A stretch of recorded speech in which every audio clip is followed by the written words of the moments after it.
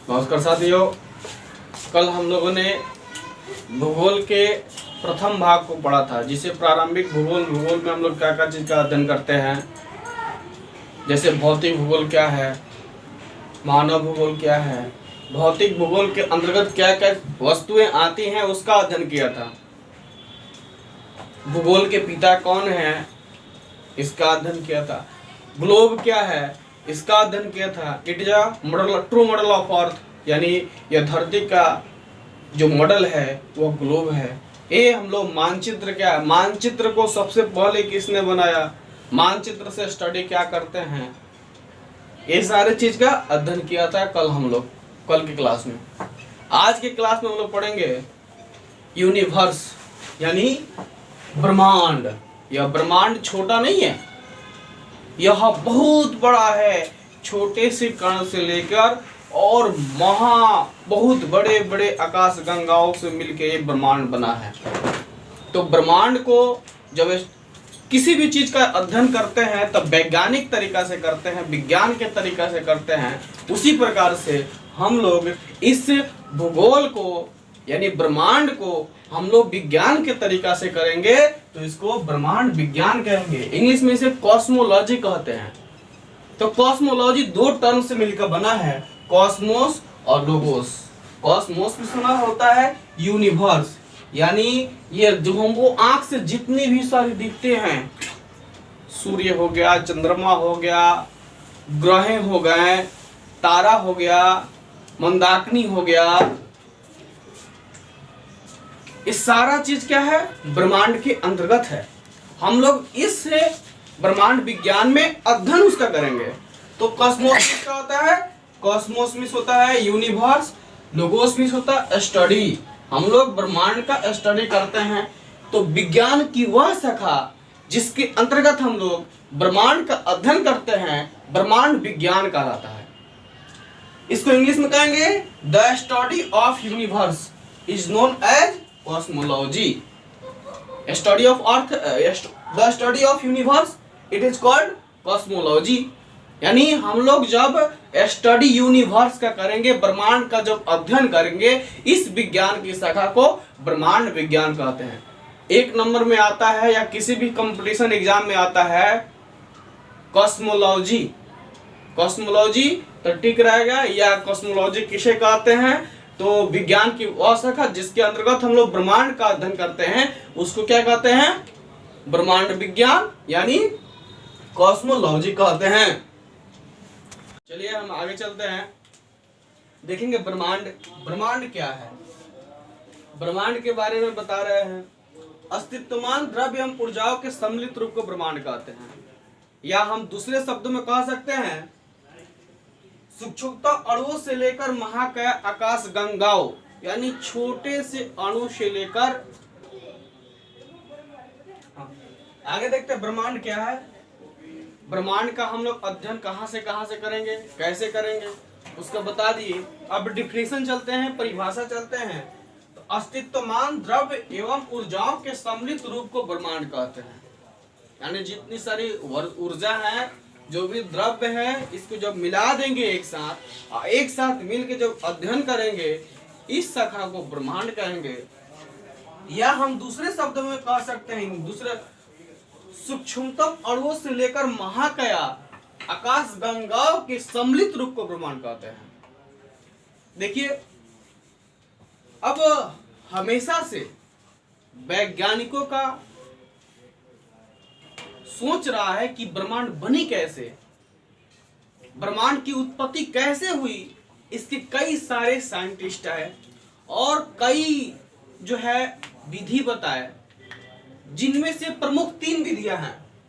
एक है सतत सृष्टि सिद्धांत, दूसरा है संकुचन विमोचन सिद्धांत, तीसरा है महाविस्फोट सिद्धांत। तो ब्रह्मांड उत्पत्ति के कई सारे थ्योरी दिया गया, लेकिन 3 जो थ्योरी है, 3 जो नियम है, वह मुख्य है। पहला क्या है, सतत सृष्टि का सिद्धांत। यह किसने दिया, थॉमस गोल्ड एंड हर्मन ने। इसका प्रतिपादन किया थॉमस गोल्ड एवं हर्मन ने। बहुत सारा एग्जाम में पूछता है सतत सृष्टि का सिद्धांत किसने दिया, तो थॉमस गोल्ड एंड हर्मन ने। संकुचन विमोचन का सिद्धांत किसने दिया? डॉक्टर एलन सैंडेज ने। दूसरा, महाविस्फोट सिद्धांत किसने दिया? तो एफ जॉर्ज लेमेंटियर ने। अभी इन दोनों सिद्धांतों को उतना मान्यता नहीं है, लेकिन महाविस्फोट सिद्धांत जिसने एफ जॉर्ज लेमेंटियर ने दिया, यह विश्व प्रसिद्ध है और इसी को मान्यता सब लगभग साइंटिस्ट दे रहे हैं।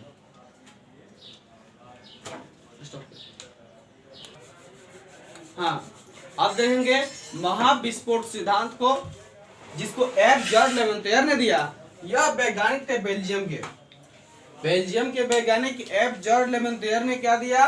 महाविस्फोट सिद्धांत। ये बहुत ज्यादा एग्जाम में प्रश्न पूछे जाते हैं, इसका ध्यान रहे कि हमेशा प्रश्न आता है कि बिग बैंग थ्योरी यानी महाविस्फोट सिद्धांत किसने दिया? तो एफ जॉर्ज लेमेंटियर ने। यह कहाँ के थे? बेल्जियम के वैज्ञानिक थे। उनके द्वारा यह बताया गया कि आज से लगभग 15 अरब वर्ष पहले, 15 अरब साल पहले यह पूरा ब्रह्मांड जो है यह अत्यंत सघन पिंड था। ये बहुत ही डेंसिटी वाला एक छोटा सा पिंड था, लेकिन इसमें बहुत बड़ा विस्फोट हुआ। विस्फोट होने से क्या हो गया? इसके जितने सारे पदार्थ थे, मॉलिक्यूल्स थे, मैटर थे, वह सारे के सारे फैल गए, अपनी अपनी दिशा में अलग अलग फैल गए। जैसे सपोज दैट हम एक पटाखा फोड़ते हैं, बम फोड़ते हैं, तो क्या होता है? बहुत सारा मॉलिक्यूल चारों ओर फैल जाता है, डाइवर्जेंट हो जाता है, पूरी फैल जाता है, जिससे आज के गैलेक्सी का निर्माण हुआ। यानी हम कह सकते हैं कि ब्रह्मांड जो है शुरू में यानी 15 अरब वर्ष पहले यह बहुत ही सारे सूर्य, चंद्रमा, पृथ्वी यानी ग्रह, उपग्रह, यह सब एक था, लेकिन इंटरनल डिस्टरबेंस के कारण यह बहुत बड़ा विस्फोट हुआ, जिससे हमारी आज की गैलेक्सी का जन्म हुआ।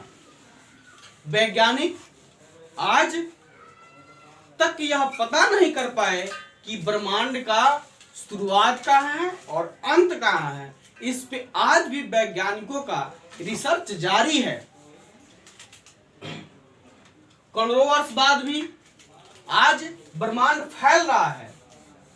आज करोड़ों वर्ष हो गए हमारे ब्रह्मांड का विस्फोट हुए, लेकिन आज भी क्या है? यह चल रहे हैं, विस्फोट हो रही है, लेकिन यह अपने स्थान पे अभी भी स्थिर है। यह क्यों स्थिर है? यह गुरुत्वाकर्षण बल के कारण स्थिर है। गुरुत्वाकर्षण आपस में स्थिर किए हुए हैं। अगला क्लास इससे आगे बताएंगे कि हमारा सौर मंडल क्या है, हमारे जो जिसमें हम रहते हैं, जिस पृथ्वी पर रहते हैं, किस सौर मंडल के अंतर्गत आता है। सौर मंडल में कितने ग्रह हैं, कितने उपग्रह हैं, कौन कौन से ग्रह के पास कितने उपग्रह हैं, कौन ऐसा ग्रह है जिसके पास कोई उपग्रह नहीं है, कौन ऐसा ग्रह है जिसके पास बहुत सारे उपग्रह हैं, कौन ऐसा ग्रह है जिसके पास